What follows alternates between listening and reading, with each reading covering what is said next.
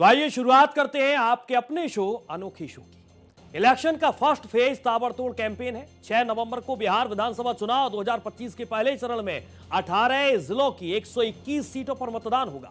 कल शाम प्रचार का शोर थम जाएगा और उससे पहले सभी राजनीतिक दलों ने अपनी पूरी ताकत झोंक दी है। सभी राजनीतिक दलों ने मैदान में पूरी ताकत झोंक दी है। इसके साथ बिहार में कट्टा, गुजरात में फैक्ट्री, बिहार के चुनाव में कट्टी पर सियासी दांव भी जारी है।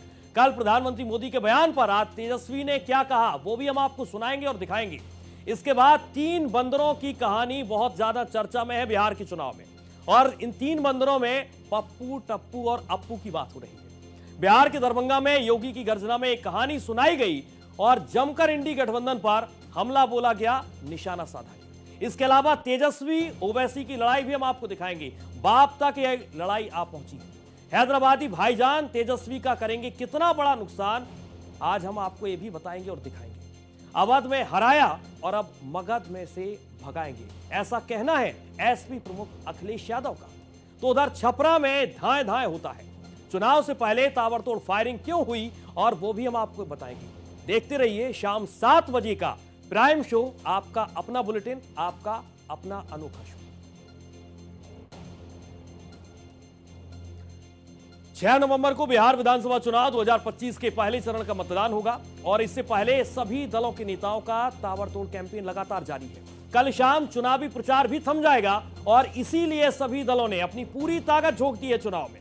इस चरण में राज्य की 18 जिले इसमें शामिल हैं। इन 18 जिलों में पटना, नालंदा, भोजपुर, बक्सर, शेखपुरा, लखीसराय, बेगूसराय, खगड़िया, मुंगेर के साथ मुजफ्फरपुर, सीवान, गोपालगंज और तमाम दूसरे अलग अलग इलाके इसमें शामिल हैं। इन इलाकों में एक तरफ औद्योगिक विकास के साथ शहरीकरण की झलक है, तो दूसरी ओर बाढ़, बेरोजगारी और पलायन जैसी गंभीर चुनौतियां भी हैं। पटना जिले की 14 सीटें, जिनमें मोकामा, बाढ़, बख्तियारपुर, दीघा, बांकीपुर, कुम्हरार, पटना सिटी, फतुहा, दानापुर, मनेर, फुलवारी शरीफ, मसौड़ी, पालीगंज, विक्रम राजनीतिक रूप से सबसे संवेदनशील मानी जाती है।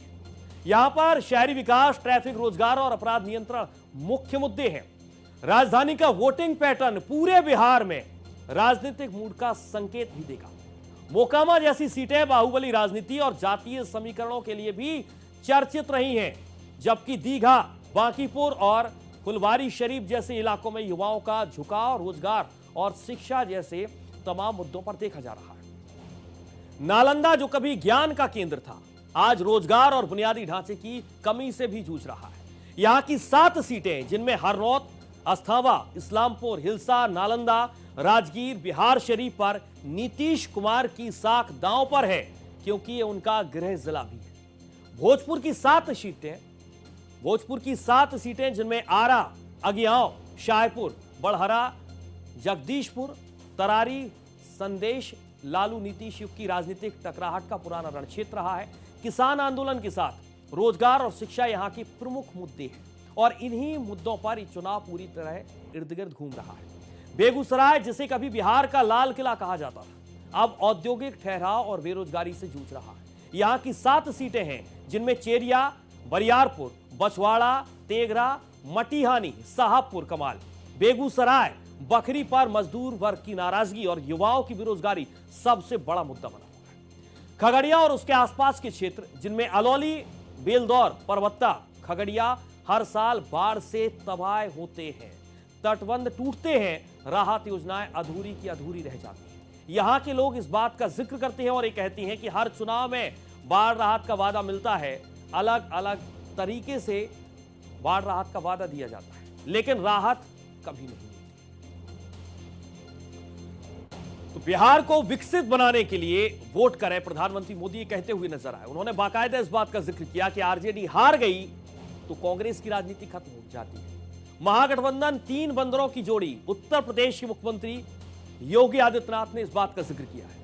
महागठबंधन पप्पू, टप्पू, अप्पू की जोड़ी है, यह भी हम आपको बताएंगे। इसके अलावा आरजेडी, कांग्रेस रामद्रोही, सीएम योगी आदित्यनाथ ने कहा है हिंदू एकजुट रहेंगे तो सेफ रहेंगे। एक बार फिर से हिंदू एंगल लेने की कोशिश यहां पर उत्तर प्रदेश के मुख्यमंत्री योगी आदित्यनाथ की तरफ से किया गया। तेजस्वी का प्रधानमंत्री मोदी पर हमला, बिहार में कट्टा, गुजरात में फैक्ट्री, ऐसा क्यों हो रहा है, ये बेहद महत्वपूर्ण सवाल उन्होंने पूछा है। तेजस्वी ने मुझे चरमपंथी कहा है, ओवैसी की खबर भी हम आपको बताएंगे ब्रेकिंग 5 में। तेजस्वी पाकिस्तान की भाषा बोल रहे हैं, इस बात का जिक्र भी यहां पर किया जा रहा है। ब्रेकिंग 6 में बीजेपी की सीपी टीम काम कर रही है, अखिलेश यादव ने इस बात का जिक्र किया है। अवध में हराया, अब मगध से भगाएंगे, ये तमाम बातें अखिलेश यादव की तरफ से कहेंगे और इन तमाम अलग अलग ब्रेकिंग पर हमारी नजर रहने वाली। इसके अलावा छपरा में गोलीबारी होती है, 2 लोग घायल होने की खबर है, दोनों घायलों को अस्पताल में इलाज के लिए भर्ती कराया गया और इन तमाम ब्रेकिंग पर हमारी नजर रहेगी। सिर्फ और सिर्फ एक एक जानकारी आपके साथ, फैक्ट के साथ हम बताने की कोशिश करेंगे। बिहार में कट्टे पर रण जारी है और सुनिए प्रधानमंत्री मोदी ने क्या कहा था, उसके बाद तेजस्वी ने आज क्या कहा। एक अंदर की बात बता रहा हूं, नामांकन वापस लेने से एक दिन पहले बिहार में बंद कमरे में गुंडागर्दी का खेल खेला गया था। कांग्रेस कभी नहीं चाहती थी कि सीएम पद पर आरजेडी के नेता का नाम तय हो। आरजेडी ने कांग्रेस की कनपट्टी पर कट्टा रखकर सीएम पद चोरी कर लिया, घोषणा करवा के रहे। प्रधानमंत्री जी की भाषा सुनिए, आज तक हम किसी प्रधानमंत्री को इस तरह की भाषा हम लोगों ने नहीं देखी है। कट्टे की बात करना, गुजरात में जाएंगे तो फैक्ट्री की बात करेंगे, सेमीकंडक्टर फैक्ट्री की बात करेंगे, आईटी पार्क की बात करेंगे, डेटा सेंटर की बात करेंगे। अब बिहार आएंगे तो कट्टे की बात कर रहे हैं। कैसी बातें करते हैं प्रधानमंत्री। तो एक तरफ है देश के प्रधानमंत्री नरेंद्र मोदी, तो दूसरे तरफ तेजस्वी यादव ने मोर्चा संभाले रखा है और आरोप प्रत्यारोप का दौर चल रहा है। एक दूसरे पर आरोप प्रत्यारोप की कहानी इस वक्त चल रही है, क्योंकि चुनाव है और चुनाव से ठीक पहले एक तरफ वादों का पिटारा है तो दूसरे तरफ आरोप है और इन्हीं आरोपों के साथ इस चुनाव को हम देख पा रहे हैं। अब आपको मैं समझाते हैं कि पहला चरण, दूसरा चरण और रिजल्ट कब है। बिहार के चुनाव को आप समझिए, 6 नवंबर पहला चरण बिहार में पहले चरण का मतदान होगा और दूसरा चरण 11 नवंबर को। रिजल्ट 14 नवंबर को आएगा, यानी कि 14 नवंबर को यह तस्वीर पूरी तरीके से साफ हो जाएगी कि बिहार की गद्दी कौन संभालेगा। और ये 3 तारीख बिहार की राजनीति के लिए, बिहार के भविष्य के लिए बेहद महत्वपूर्ण है। एक बार फिर से आप नजर डालिए, पहला चरण 6 नवंबर को, दूसरा चरण 11 नवंबर को और रिजल्ट है 14 नवंबर को। इसके साथ साथ ये 3 तारीख बेहद महत्वपूर्ण है बिहार की राजनीति और बिहार के भविष्य में बेहद महत्वपूर्ण ये 3 तारीख है।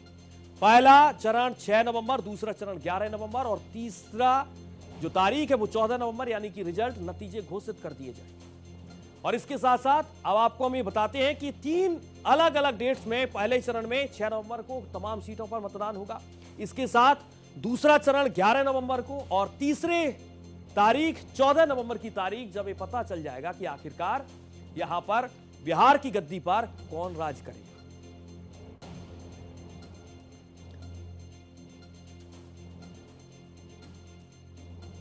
तो बिहार जिस तरीके से इस चुनाव को देख पा रहा है, 6 नवंबर दरभंगा, सारण, खगड़िया, मुजफ्फरपुर और इसके अलावा मधेपुरा, सहरसा, सीवान, लखीसराय के अलावा गोपालगंज, ये तमाम अलग अलग जिले हम आपको बता रहे हैं। इसके साथ पहला फेज पटना, वैशाली, बेगूसराय, नालंदा, समस्तीपुर, मुंगेर, भोजपुर, शेखपुरा, बक्सर के साथ अलग अलग जिले हम आपको बता रहे हैं। 6 नवंबर में कहां पर किस जिले में वोटिंग होगी, इसे आप इस टैली के माध्यम से समझिए। 6 नवंबर को दरभंगा, जबकि पहला फेज वैशाली में भी होगा। 6 नवंबर को सारण में भी वोटिंग होगी और इसके साथ खगड़िया, पहला फेज बेगूसराय भी यहां पर आपको नजर आ रहा है, जो आपको हम टैली दिखा रहे हैं। और इसके साथ मुजफ्फरपुर, नालंदा, बिहार में सीटों का फाइनल फॉर्मूला भी हम आपको बताएंगे। 6 नवंबर में मधेपुरा में भी वोटिंग होगी। इसके अलावा पहला फेज समस्तीपुर में भी यहां पर देख पाएंगे। और इसके साथ अब आप इसे समझिए कि बिहार में किस जाति के कितने वोटर हैं और कितनी सीटें हैं, लेकिन बिहार में किस जाति के कितने वोटर हैं ये आपको हम समझाते हैं। कुर्मी समाज है 2.87%, कोरी समाज है 4.21%, पासवान 5.31%, जबकि मांझी वोट 3.08%, निषाद 2.61%, तेली 2.81%, मुस्लिम, बिहार का रण जातीय समीकरण को आप समझिए, मुस्लिम 17% है, यादव यही वाई समीकरण जिस पर सबसे ज्यादा महागठबंधन फोकस कर रहा है 14% है, ब्राह्मण 3.65% है, भूमिहार 2.87%। इसके अलावा राजपूत पर अगर आप नजर दौड़ाएंगे तो 3.45%। अब आपको हम समझाते हैं कि 243 सीटों का समीकरण क्या है। 7.42 करोड़ कुल वोटर है सूबे में और पुरुष वोटर है 3.92 करोड़, 3.49 करोड़ महिला वोटर है। और इन्हीं वोटर को आप अगर देखेंगे तो यही वोट जब करेंगे तो इनकी मन मस्तिष्क में क्या चल रहा होगा, क्योंकि 3.92 करोड़ पुरुष वोटर हैं, 7.42 करोड़ कुल वोटर इस वक्त सूबे में है और यही बिहार के भविष्य को तय करने वाले हैं। अब आपको हम बताते हैं कि 2020 में एनडीए 125 सीटों पर चुनाव लड़ती है। इसे आप समझिए पूरे समीकरण को। पार्टी भारतीय जनता पार्टी 110 सीटों पर 2020 में लड़ी, 74 सीटों पर जीत दर्ज की थी बीजेपी ने 2020 के चुनाव में। और इस बार 2020 में महागठबंधन को अगर आप देखेंगे तो महागठबंधन ताल ठोकरा, लेकिन 2020 में महागठबंधन आरजेडी 144 सीटों पर लड़ी, 75 सीटों पर जीत दर्ज की थी। इसके पहले एनडीए के पूरे आंकड़े को समझिए। जेडीयू ने 115 सीटों पर जीत दर्ज की, 43 पर जीत दर्ज की और 115 सीटों पर चुनाव लड़ा था। हम पार्टी ने 7 सीटें यहां पर चुनाव में अपने पास रखी थी और 4 सीटों पर जीत दर्ज की थी। वीआईपी की अगर हम बात करते हैं तो 13 सीटों पर चुनाव लड़ती है, 4 सीटों पर जीत दर्ज की। इसके अलावा इधर अगर आप देखेंगे यानी कि 2020 में महागठबंधन ने का भी समीकरण बेहद अलग रहा है। तो अलग अलग तरीके से हम आपको समझाने का प्रयास कर रहे हैं कि बिहार में किस जाति के कितने वोटर हैं, इसे भी हम आपको समझाने की कोशिश करेंगे। अलग अलग जातीय समीकरण बिहार की राजनीति में बनते हुए नजर आ रहे हैं। इसके अलावा कुर्मी, कोरी से लेकर पासवान, मांझी, तमाम अलग अलग जाति वाले जो समीकरण है वो बिहार में क्या है। अब आपको 11 नवंबर दूसरा फेज, इसे आप समझिए 11 नवंबर की तारीख नोट कर लीजिए। दूसरा फेज है जिसमें तमाम जिले हैं, पश्चिमी चंपारण, शिवहर, सीतामढ़ी, मधुबनी और इसके साथ अररिया में भी 11 नवंबर को दूसरा फेज होगा। और पूर्णिया से लेकर कटिहार, सुपौल, भागलपुर, जमुई, नवादा, गया, जहानाबाद, औरंगाबाद, रोहतास और कैमूर, ये तमाम वो जिले हैं जहां पर 11 नवंबर को वोटिंग होगी, यानी कि दूसरा फेज बेहद महत्वपूर्ण है। और ये तारीख 11 नवंबर की बिहार का भविष्य तय करेगी, क्योंकि मतदाता वोट करेंगे। इसके साथ साथ पहले चरण के चुनाव से पहले काफी रिएक्शन सामने आए हैं, आपको ये भी सुना। कांग्रेस जानती है कि इस बार भी आरजेडी हार गई तो उसकी राजनीति खत्म हो जाएगी और कांग्रेस आरजेडी के वोट बैंक पर कब्जा कर लेगी। ठीक है, अच्छी बात है। मुंगेरी लाल के हसीन सपने देखने में कोई दिक्कत नहीं है। देखें 14 नवंबर को एक बार फिर से मौजूदा मुख्यमंत्री नीतीश कुमार जी के नेतृत्व में एनडीए सरकार बनाने जा। बेटे को मुख्यमंत्री घोषित करा है, ये जनता न तय करेगी। बेटा मुख्यमंत्री का ओथ का दिन घोषित कर रहा है, ये जनता तय करेगी तब ना कोई ओथ लेगा। और मोदी जी का जनता का प्यार समझिए। अब राहुल गांधी परिवार को भी कभी जिलेबी छांकना पड़ता है और कभी मछली पकड़ना पड़ता है। देखो, मुंगेरी लाल के हसीन सपने ही होके रह जाएंगे, कोई चिंता नहीं, एनडीए की सरकार होगी। इसीलिए मेरा सुझाव ये है कि वो एक नया मंत्रालय बना दे और उसका नाम रखें अपमान मंत्रालय, ताकि उनका समय व्यर्थ ना हो। वो बड़ी बड़ी सूचियां निकाल देते हैं कि हमें इसने गाली दी, उसने गाली दी, इसने हमारा अपमान किया, तो खुद क्या बैठ के सूची बनाएंगे, अपमान मंत्रालय बना देगा। एक तरफ तेजस्वी बात कर रहे हैं रोजगार की, दूसरी तरफ इस देश का प्रधानमंत्री बिहार में आके कट्टे की बात करता है। तभी ना इन लोगों के एनडीए के नेताओं का इतना मन बढ़ा हुआ है बिहार में। आए दिन ये लोग कट्टा चलाते हैं आम जनता पे। राजद को कांग्रेस हरा रहा है, कांग्रेस को राजद हरा रही है। कुल मिला के लट्ठम लट्ठ है। गन सटा के तेजस्वी बाबू सीएम कैंडिडेट बन गए हैं, लेकिन उनको शपथ अपने आवास में ही लेना पड़ेगा। तो बिहार में पारा हाई है और अलग अलग तरीके से सियासतदान आरोप प्रत्यारोप की राजनीति इस वक्त आप देख पा रहे हैं। लेकिन इन सब के बीच एक तरफ प्रियंका गांधी वाड्रा, देश के प्रधानमंत्री नरेंद्र मोदी और तेजस्वी यादव अपने अपने तरीके से हमलावर हैं। अब आपको हम समझाते हैं कि पहले चरण के दिग्गजों को आप समझिए। सम्राट चौधरी भारतीय जनता पार्टी से तारापुर से उम्मीदवार हैं। अरुण कुमार उनके सामने आरजेडी से चुनावी मैदान में है और ये हाई प्रोफाइल सीट है तारापुर। इसके अलावा लखीसराय को आप देखिए, विजय कुमार सिन्हा भारतीय जनता पार्टी की तरफ से उम्मीदवार बनाए गए हैं एक बार फिर से, और अमरेश कुमार कांग्रेस से उनके साथ ताल ठोक रहे हैं। इसके अलावा राघोपुर, और इस सीट का जिक्र बार बार हो रहा है क्योंकि हाई प्रोफाइल सीट है, तेजस्वी यादव आरजेडी से मैदान में और उनके सामने है सतीश कुमार यादव भारतीय जनता पार्टी से। इसके साथ सीवान पर अगर नजर दौड़ाएंगे, मंगल पांडे को भारतीय जनता पार्टी ने उम्मीदवार बनाया है और उनके सामने है अवध बिहारी चौधरी जो कि आरजेडी से ताल ठोक रही है। इसके साथ नितिन नवीन भारतीय जनता पार्टी से बांकीपुर सीट से प्रत्याशी है और उनके सामने रेखा कुमारी है जो आरजेडी से चुनाव लड़ रही है।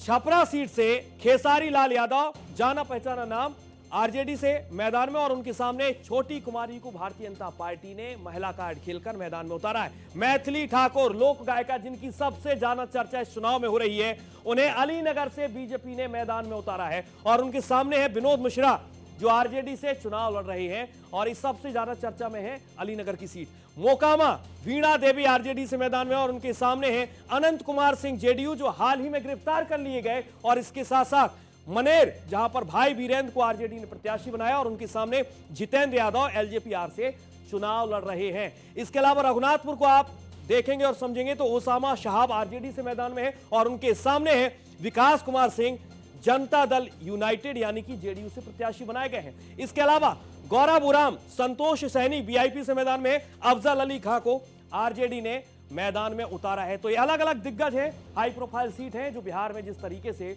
चुनावी माहौल गर्म है। और इन्हीं सब के बीच दरभंगा से आज सीएम योगी आदित्यनाथ ने कैसे इंडी गठबंधन पर हमला बोला, आपको ये भी सुनाते हैं। आज इंडी गठबंधन के 3 और बंदर आ गए। ये 3 बंदर पप्पू, टप्पू और अप्पू के नाम पर। पप्पू सच बोल नहीं सकता, अच्छा बोल नहीं सकता, टप्पू अच्छा देख नहीं सकता और अप्पू सच सुन नहीं सकता।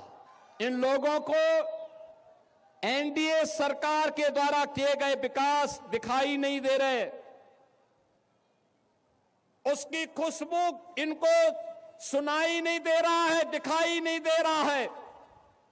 ये उसके बारे में बोल नहीं सकते, सुन नहीं सकते, देख नहीं सकते और इसीलिए तो दुष्प्रचार कर रहे हैं। और ये सभी, ये जो 3 इंडी गठबंधन के 3 बंदरों की जोड़ी है, बहनों और भाइयों, ये 3 बंदरों की जोड़ी ये बिहार में खानदानी माफियाज को गले लगा करके अपना शागिर्द बना करके बिहार की सुरक्षा में सेंध लगाने का काम कर रहे हैं।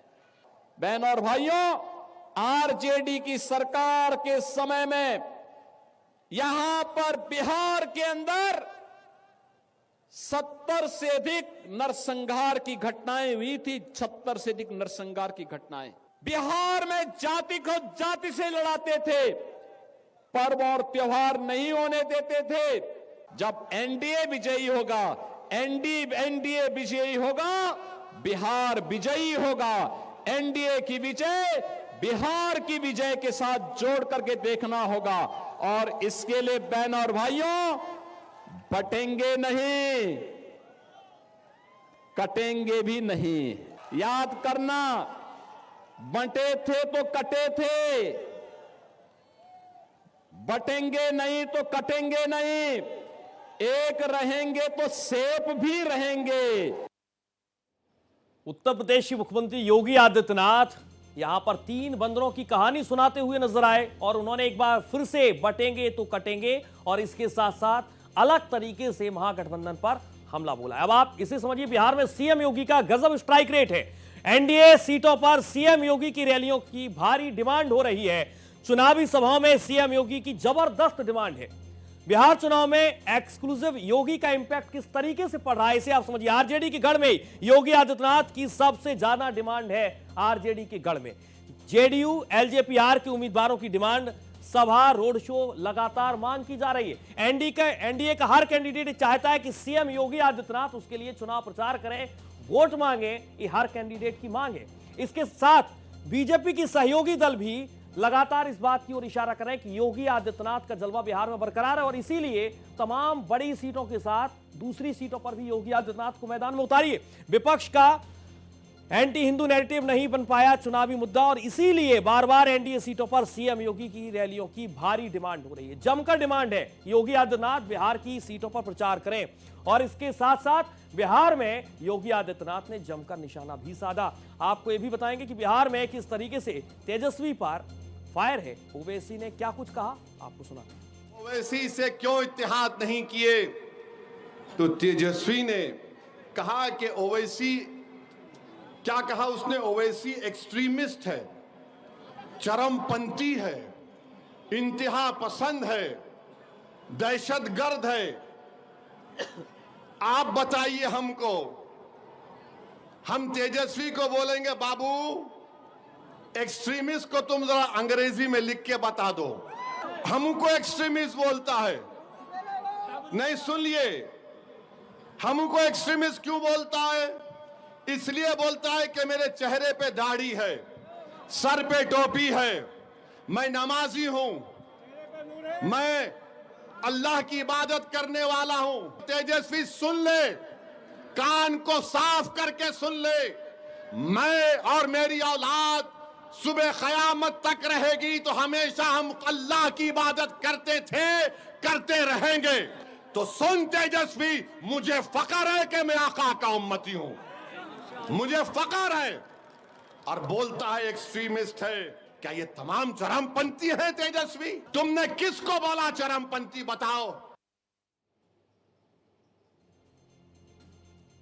बीजेपी की सी और पी टीम कौन है, अखिलेश यादव क्या कह रहे हैं, सुनाते हैं। बीजेपी की कई टीमें लड़ रही हैं, कोई एक टीम है, कोई बी टीम है, एक पी टीम भी है। बताओ सावधान रहोगे कि नहीं रहोगे? उनकी बी टीम से, सी टीम से और एक पी टीम भी है। बताओ बीजेपी और पीकेपी को सबक सिखाओगे कि नहीं सिखाओगे? इन लोगों से सावधान हो कि नहीं? अब की बार बीजेपी को बाहर करने जा रहे हैं बिहार से। हम तो आपको याद दिलाना चाहते हैं कि समाजवादियों ने मिलकर के अवध जीतने का काम किया है। हमें पूरा भरोसा है कि आप सब लोग मिलकर के मदद से इनको भगाने का काम करेंगे। बताओ इन्हें भगाओगे आप लोग कि नहीं भगाओगे? इनके झूठे वादे याद है आपको कि नहीं याद है? अब आपको दिखाते हैं राहुल गांधी ने कल किस तरीके से अपना उनका अलग अंदाज नजर आया और मछली पकड़ते हुए नजर आए। तस्वीरों में आप देखिए राहुल ने तालाब में छलांग लगाई और देसी अंदाज में उन्होंने मछली पकड़ी, मछुआरों से मुलाकात की, बातचीत की। और ये अंदाज देखिए, क्योंकि राजनीति में सब कुछ जरूरी है और इसीलिए शायद राहुल गांधी भी ये जान चुके हैं और ये अंदाज चुनाव में उनका नजर भी आया। राहुल ने तालाब में छलांग लगाई, मछुआरों से मुलाकात भी की, उन्होंने बातचीत की। देसी अंदाज में मछलियों को पकड़ते हुए राहुल गांधी को आप देख पा रहे हैं। दो तस्वीरें राहुल गांधी के अंदाज से के साथ जुड़ी हुई हम आपको दिखा रहे हैं। राहुल ने पहले तालाब में छलांग लगाई और देसी अंदाज में फिर खुद मछली पकड़ी। उनके साथ कई कांग्रेस के नेता भी आपको नजर आ रहे हैं। कन्हैया कुमार को आप देख पा रहे हैं। इसके साथ साथ तमाम दूसरे नेताओं की मौजूदगी भी राहुल गांधी के साथ है। तो तालाब में अचानक छलांग लगाते हैं राहुल गांधी, क्योंकि राजनीति में सब कुछ जरूरी है और शायद राहुल गांधी ये जान चुके हैं और इसीलिए उनका ये नया अंदाज भी नजर आया।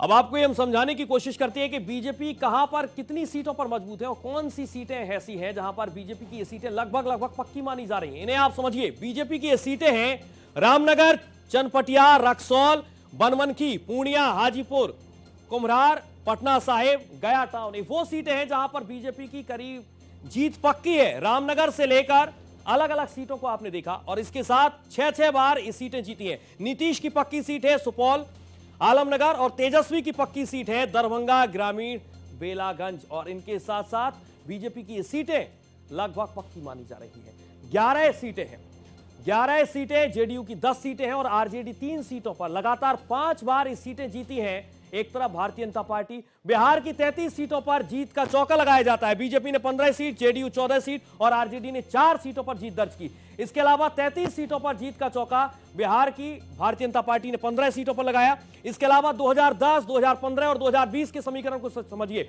59 सीटों पर हैट्रिक लगाई गई। बीजेपी ने 24 सीटें, जेडीयू 23, आरजेडी 10 और कांग्रेस 2 सीटों पर जीत दर्ज करती है हैट्रिक के साथ। नीतीश कुमार की हैट्रिक वाली सीटें भी आप देखिए, फुलपरास से लेकर रुपौली, सोनवर्षा, वारिसनगर, अमरपुर से लेकर सुल्तानगंज, अस्थवा, निर्मली,